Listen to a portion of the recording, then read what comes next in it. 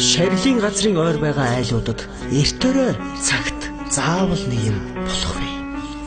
Өчид шуухар зах байгаа газрын баруухан талд бяцхан өндөрлөг байх бөгөөд төвөн дээр төмөр хайстай хэсэг булш байдаг билээ. Хүмүүс тэдгээ булшийг казакуудын булш гэдгийг. Харин газар үнд орж айлууд хаасаагүй буух болсноос хойш тэр булшнууд ч газрын төлөөх тулааны талбар болж эхэлсэн бөгөөд хэд хэдэн айл тэдгээр булшнуудын заримыг нь газартаа тэгшлээд хашаа гатгаад авсан аж.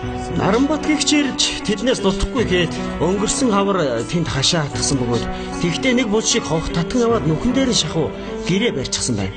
Гэвч тун удалгүй охин нь учир битүүлгээр нас барсан тул аргагүй ихэнд тэндээс нүжээ. Тэднийг яагаад нүүх болсон талаар тэр хавийн хүмүүс янз янзын зүйл ярьдагч Наранбатын эгч нь энэ талаар надад доорх зүйлийг ярьсан юм. Манай дүүгийнх хоёр хүүхэдтэй айл байсан л да. Гэхдээ өөрөнгөх хашаагүй айлын хашаа хөслөөд явдаг байсан. Сүүлдээ хүүхдүүд нь ч сургууль соёлд орох болоод байн нүүх аргагүй болсон. Нүүх тоолонд нь хүүхдийн сургууль холдоод эсвэл шилжүүлж таарад их хэцүү байсан л да. Тиймээс өөрийн гисэн хашаатай болоё гэж ярих болсон. Гэвч хашаа байшин авах мөнгөгүй болохоор дэнжи мянгад байдаг тэр газарт буухаар болсон юм. Урд өмнө нь хүмүүс тэнд шарил байдаг гэд айсан чи газар хувьчлагдсанаас хойш айлууд буучсан байсан. Тэгээд ийм тийм юм яриаггүй болохоор манай дүү тэнд бууя гэж шийдсэн. Өөрөө хүнсний зах дээр тэрэг төрдөг, авгаан хоол хийж зардаг байсан болохоор амхиндаа бас ажилдаа ойртож байсан ухаантай. Гэвч буугаад удаачгүй байхад охин нь нас барсан. Гэхдээ бүр зүгээр ч нас бараагүй. Одоо хий үзэгдэлч гэдэг юм уу? Нэг юмд хорлогдчихсон. Тэр өдөр Наранбатыг таньдаг нэг махны чэйн залуу дүүд маань би налайхын цаахнаас 2 үхэр авах гэсэн юм. Ханиндаа яваад ирэх гэсэн юм блэ. Тэгэхээр дүү маань хөлс мөнгийг нь тохироод явхаар болж эхнэр хүүхэдтэй хилээд явсан байсан. Гэтэл шөнө нь эхнэрийг нь унтаж байхад нэг хүн хүнчлийг нь хуу татаад хайчихсан гэсэн. Сочоод өндийгөө тарсан чинь толгоогоо цагаан ямаар боосон цагаан хувцастай хүн орных нь зогсож байсан гэсэн. Тэгэхээр манай бэр дээрээ шидээд зайлаач гэж хашгиртал нөгөө цагаан хувцастай хүн дээш хөөрөөд гэрийн зүүн талд унтаж байсан охин дээгүүр нь эргэлдэх шиг болоод алга болчихсон гэсэн.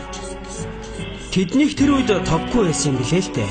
Тиймээс Бирман лаа асаагаад охин руугаа очиж харсан чинь зүгээр байх шиг болохоор нь санаа намраад тэр чигээрээ лаатайгаа унтчихсан гэсэн.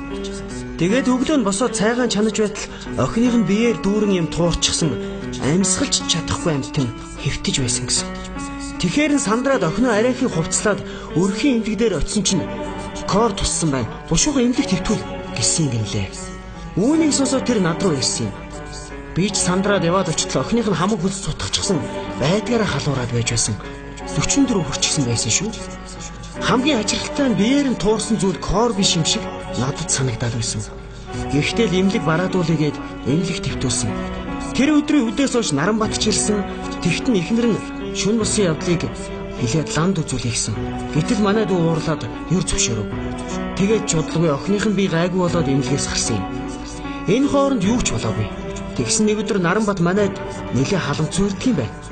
Тэгснэ надад их л аминчлан байж. Игч минь манай ашинд нэг юм байх шиг байна. Би эртээ чи унтаж байгаад гинт сэрсэн. Тэгээд дээшээ гараад хэвтэж байсан чинь нүдний үзүүрт нэг юм хөдлөх шиг болсон. Тэгэхээр нь харсан чинь хүүхдүүдийн унтаж байсан орны урд яа харахгүй нэг хүн зогсож байснаа намайг хоолоогоо зассан чи алга болчихлоо. Та таньдаг мэддэг хүн байвал арга засал хийлгэж өгөөч. Дулам хандад тагна хийлж болохгүй шүү. Нүүн гээд унана. Бид нар одоо хаана очих вэ гэж хэлсэн. Тэгэхээр л ламд үзүүллээ. Тэгсэн чинь бушуу нь өөр арга байхгүй. Хизээ шарилын газар хэрвээ байсан битээ. Тийм газарт угаасаа муу орон зай үүсдэг гэхээс өөр нь хэлсэнгүй. Тэгэхээр би нэг удхан авгаа дээр очисон чинь засал хийж болно.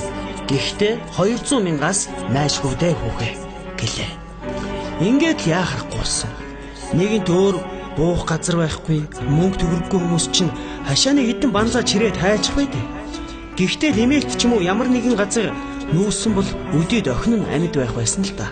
Хамгийн сүүлд тэр хий үзэгдэл үзэгдэхдээ ганцхан охинд нь харагдсан байсан.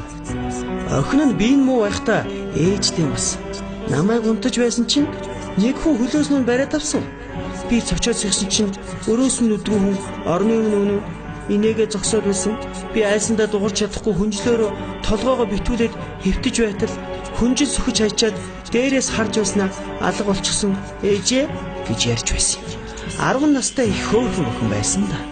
Нас барсныхан дараа ламаар зөндөө явсан. Тэгтэл нэг лам та нар хүнд хорлогдож өгсөн хархилтэй хүний шарилтай ойрхон байна.